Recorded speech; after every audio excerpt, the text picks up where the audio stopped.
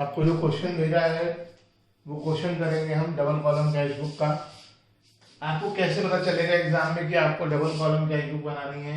जिस क्वेश्चन में कैश और बैंक दोनों की ट्रांजेक्शन हैं, अगर क्वेश्चन में क्योंकि लिख कर आएगा प्रिपेयर कैश बुक, आपको देखना है कि वहां सिंपल बननी चाहिए या डबल बननी चाहिए। जरूरी नहीं है एग्जाम में डबल कॉलम कैश बुक लिख कर आए।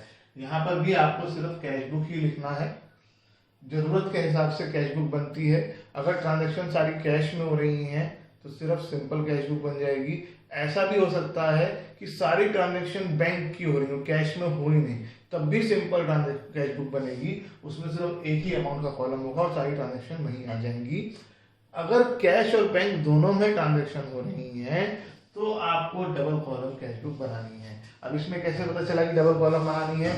वैसे तो इसमें लिखा भी है क्वेश्चन में, लेकिन अगर आप देखें सितंबर 1 को आपको बैंक का बैलेंस और कैश का बैलेंस दिया हुआ है। इसका मतलब कैश और बैंक दोनों का ही इंफॉर्मेशन इसमें होगी, तो ये डबल कॉलम कैश बुक बनेगी। अब स्टार्ट करते हैं। सबसे पहले आपको कैश और बैंक का बैलेंस दे रखा है, तो कैश का बैलेंस, कैश और बैंक का बैलेंस, ये दोनों हमारे लिए एसेट हैं। एसेट्स का बैलेंस हमेशा डेबिट में आता है। टू बैलेंस ब्रॉट डाउन, अगर आपको इसकी शॉर्ट फॉर्म भी लिखनी है बैलेंस की तो आप सिंपली BAL लिख सकते हो। कई लोगों ने इसकी अपनी शॉर्ट फॉर्म बना दी है, वो गलत है। BLANC नहीं लिखा जाता, BLNC BAL लिख दिया जाता है।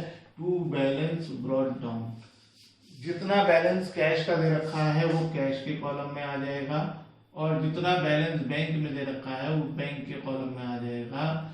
आपको एक चीज और बताऊं, कभी भी अमाउंट के कॉलम बहुत छोटे मत बनाना। पर्टिकुलर और डेट के कॉलम आप छोटे बना दो, चल जाएगा, क्योंकि वो अगर एक लाइन में पूरा नहीं आएगा नेक्स्ट लाइन में लिख दिया जाएगा। बैंक के और कैश अमाउंट के साथ ऐसा नहीं हो सकता। नेक्स्ट है सितंबर 4 को गुड्स परचेज बाय चेक। हमने चेक से पेमेंट करी होगी, गुड्स खरीदे हैं तो पेमेंट करी है, तो सितंबर 4 को पेमेंट साइड में आ जाएगा बाय परचेज अकाउंट। देखो बिल्कुल वैसे ही चल रहा है जैसे सिंपल कैश बुक में था, लेकिन क्योंकि हमने चेक से पेमेंट करी है तो अमाउंट जो है वो बैंक में आएगी। और इस तरीके से लिखे आगे कि नंबर के नीचे नंबर लिखा जा सके। नेक्स्ट है सोल्ड गुड्स फॉर कैश। इसमें हमारे पास पैसा आएगा क्योंकि हमने गुड्स सोल्ड करे हैं। टू सेल्स अकाउंट, और साथ साथ लिखा है फॉर कैश, तो फॉर कैश लिखा है तो कैश में अमाउंट आ जाएगी 6000। फिर परचेज मशीनरी, हम मशीनरी परचेज कर रहे हैं, अगेन यहाँ पर पेमेंट होगी, पैसे जाएंगे। बाय मशीनरी, और चेक से पेमेंट कर रहे हैं इसलिए अमाउंट बैंक में आ जाएगी।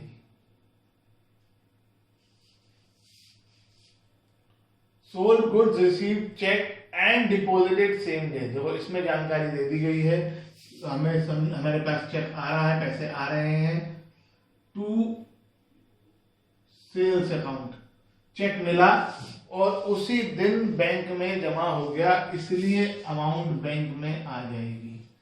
अगर क्वेश्चन में सेम डे बैंक में जमा नहीं हुआ होता तो सितंबर 16 की एंट्री यहां पर होती ही नहीं। सितंबर 17 purchase goods from Miriola for in cash. Goods purchase करे हैं सितंबर 17 को, पेमेंट होगी बाय परचेज, और कैश में परचेज करे हैं इसलिए अमाउंट कैश में आएगी। ये आपको ध्यान देना जरूरी है, ये नाम दे रखा है ये आपको कंफ्यूज करने के लिए दे रखा है, ताकि आप यहाँ पे बाय में उसका नाम लिख दो। सितंबर 20 परचेज स्टेशनरी।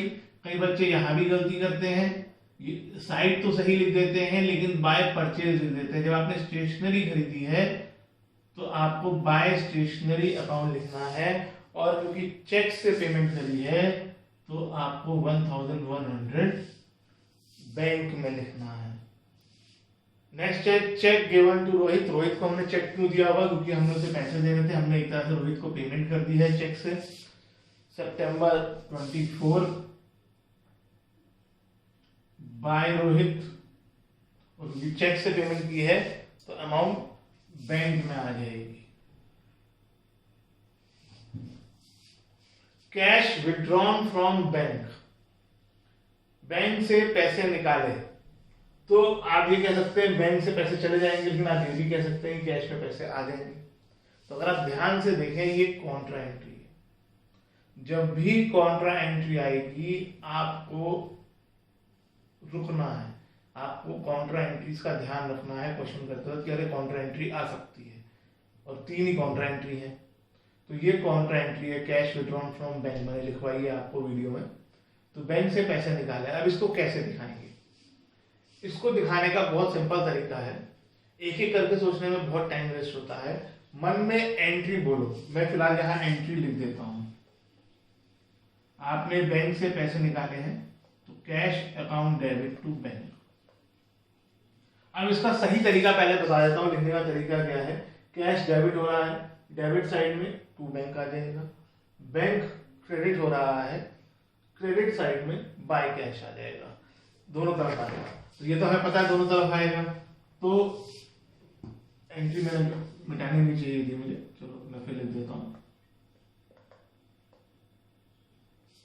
अब हम क्या करेंगे, जब हमें पता है कि कॉन्ट्रा एंट्री है तो सबसे पहले कॉन्ट्रा एंट्री के लिए हम डेट दोनों तरफ डालेंगे। फिर मन में जनरल एंट्री बोलेंगे या रफ में लिख लेंगे ऐसे जैसे लिखा है, कैश टू बैंक। 2 ही कॉन्ट्रा एंट्री होती है, या तो bank to cash. Contra entry का मतलब एक तरफ बैंक एक तरफ कैश। तो अब इसकी हम पोस्टिंग कैसे करेंगे, हम इधर से लिखना शुरू करेंगे हमेशा बाय साइड से। जो यहां लिखा है वो यहां लिखना है, by cash account to bank account.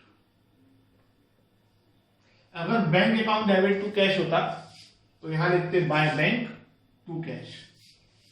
सिर्फ कॉन्ट्रा एंट्रीज ही ऐसी एंट्री होती हैं जिसमें कैश बुक में हम बैंक या कैश वर्ड लिख सकते हैं।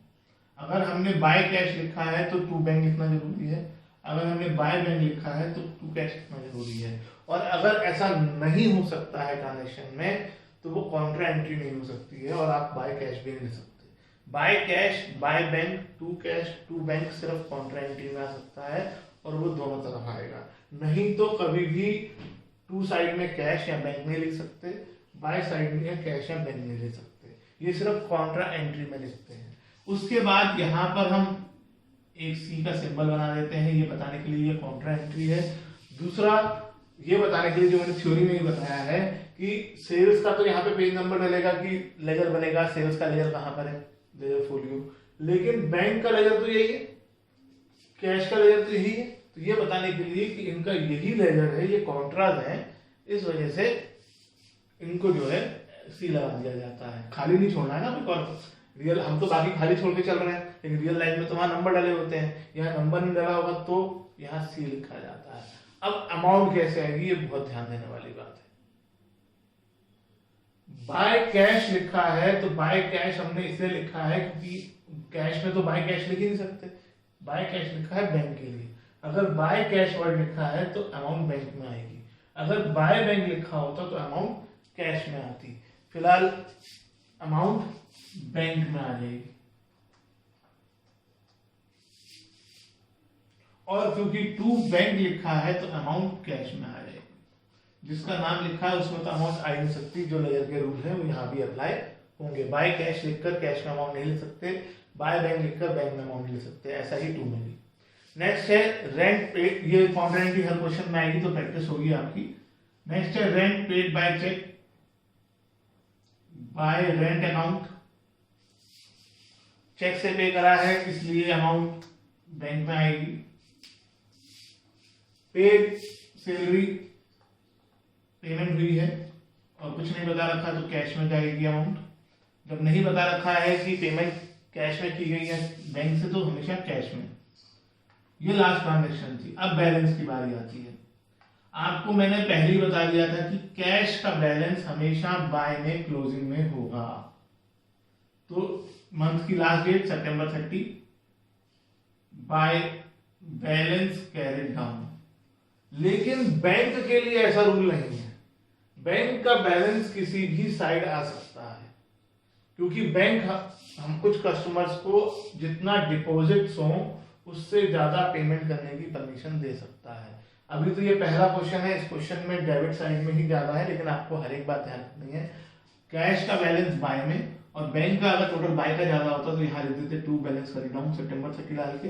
फिलहाल कैश का बैलेंस तो इधर का ही ज्यादा होता है और ज्यादा भी है, बैंक का बैलेंस भी इधर का ही ज्यादा है, क्योंकि यहाँ पर 30,000 भी नहीं हो रहा और ये अगला नंबर 42,000 है, ये 30 के अराउंड पहुंच रहा है और 30 भी नहीं हो रहा है।